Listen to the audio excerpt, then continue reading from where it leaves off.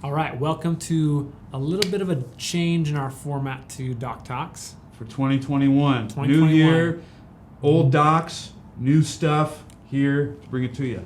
New format. So we're shortening it down a little bit. We're going to hit you with some really good topics. We're going to get you the extrapolate a little bit more information and make it the key points as quickly as we can, because we know you guys got your times and you guys got to do some stuff. Yep.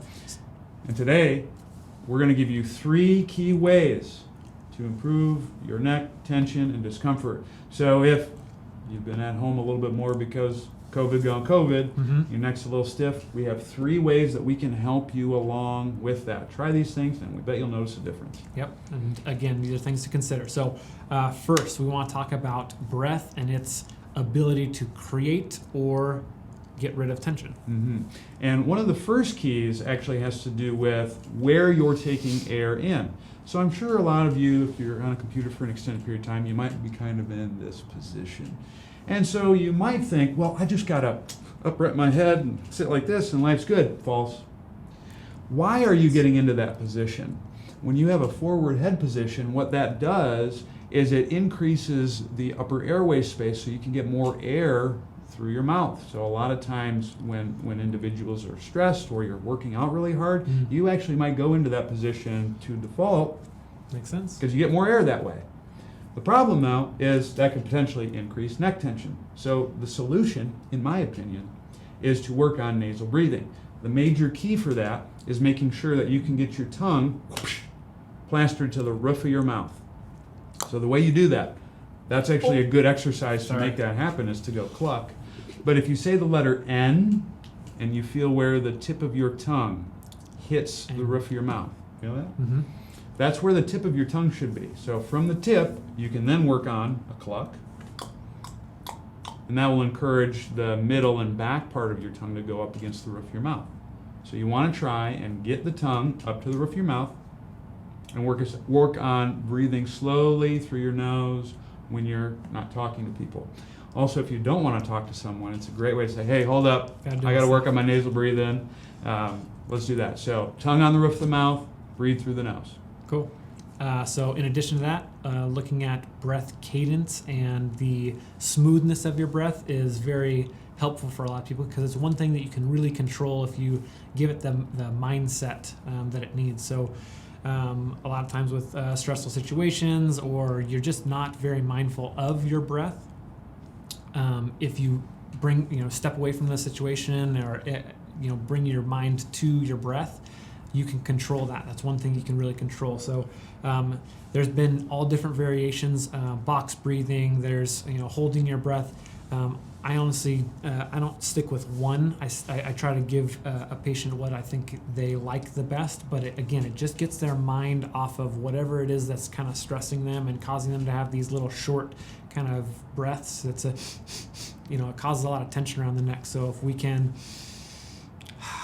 have those breaths that are a little bit more fluid, bring a little bit more fluidity to your breath, and that should, again, ease some of the tension across the neck. So if we're having short, really confined breaths, try to switch to a little bit longer, slower breaths. That's shown to reduce some of the tension in the neck.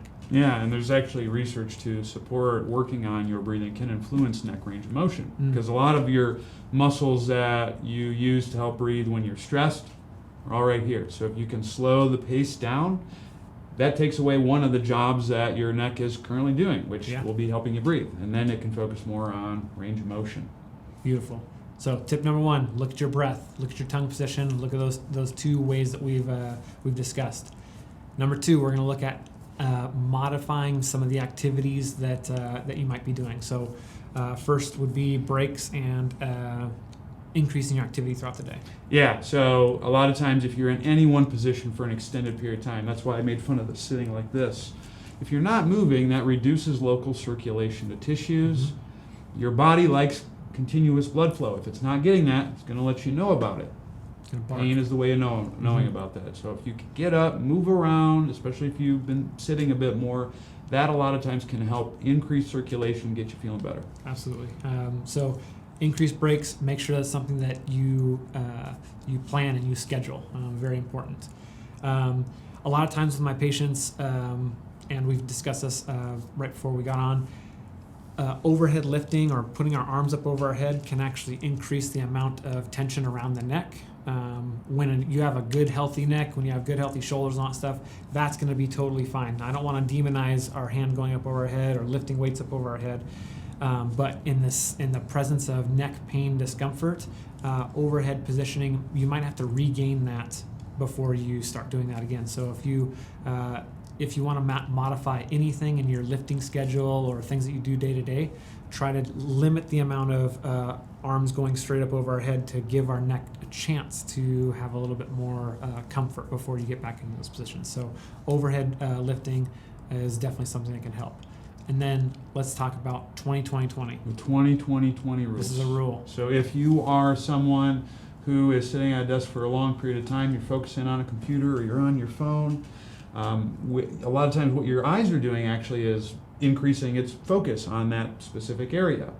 The more your eyes have to focus, the harder your neck works to hold your head in place so you can focus on that object. So we want to do things to offset that. The 20-20-20 rule is a common thing that's recommended by optometrists, and all that is every 20 minutes you're going to look at something 20 feet away, so you remove the stress of focusing for 20 seconds. And that can be a huge game changer, especially if you got your desk is right by a window. A lot of times I'm working on the computer, I'll just look outside, stare into the abyss, and is it at least 20 or is it 20? 20 seconds. Feet. 20 feet. It should be at least 20 feet. You At can least go 20 further. feet. It can go further though? Yeah, Okay. because when your eyes are focusing on an object, they come together like this. It's called convergence. Mhm. And so when you look further away, your eyes are going to move further apart, which is divergence. So that's you can take in more Gotcha. visual stuff. So you want to work the opposite side. That can create expansion and loosen up stuff in your neck. Okay, cool. So get up, move, maybe limiting some of the overhead movements that we're doing with our arms, and then that 20-20-20 rule. Last little concept to think about is our sleep and sleeping position. What we got? So just like with nasal breathing that I discussed before, that's equally important, if not more so when you sleep. Mm-hmm. A lot of times when you're sleeping, stuff gets all relaxed and chill, and that can include your airway. And especially if you're someone who snores, that's kind of the same forward head position that we talked about. So that could potentially contribute to increased neck tension, especially when you get up. Mm-hmm. An easy fix for that is to actually work on lip taping. Don't do this if you have COPD, but you can actually get like medical tape, just tape your lips closed. That will help you breathe through your nose. I've had a lot of people recommend that their sleep quality gets better. There's also a device that I like called myotape that actually works on pressing your lips together, so you also work on lip posture. Wow, that's definitely a newer approach. So check that out. Lip taping. If you have questions, reach out. And then for my tip on some sleep and position stuff, it's going to be my most troublesome cases have been when patients have been lying face down and their neck gets kind of cranked into a certain position and they sleep in that for 7-8 hours. I always try to see if I can change that, but if it all of a sudden makes our sleep go from 7-8 hours to 4 to 5 hours, then I won't do it. But again, I'm trying to create a change in their neck posture when they're sleeping. So if I can, rolling on to the side, trying to get their head into a more neutral position usually helps. If there's a sprain of some of the tissues in the neck and we're cranking it into one of the end ranges, those little tissues will continue to get kind of ticked off and be poked throughout the night. We want to let everything relax throughout the night so that the healing process can happen. So looking at sleep posture, if there's one posture that you're pretty used to, try a different one, try a different size of your pillow so that it can get your head to maybe a more neutral posture. If you're on your side and your head's kind of cranked up into a big pillow, maybe that's something that you can change to give your neck that little bit of a break to get you over the hump. So sleep position, pillow modifications, those are two big like home runs that I'll see with patients, and if they change those things, it's a really easy one to change. Yep. And so if you work on sleep position, if you work on breathing intention, you work on modifying your activity, we can bet your bottom dollar, your neck is probably going to feel a bit better. And if it doesn't, give us a holler. Yeah, we have more tools that we can work through, but these are some really common tips and tricks that really help. Yep. And if you need our assistance with any neck discomfort, don't hesitate to give us a call, 702-558-2151, or check us out at elevatesph.com. Cool. See you guys.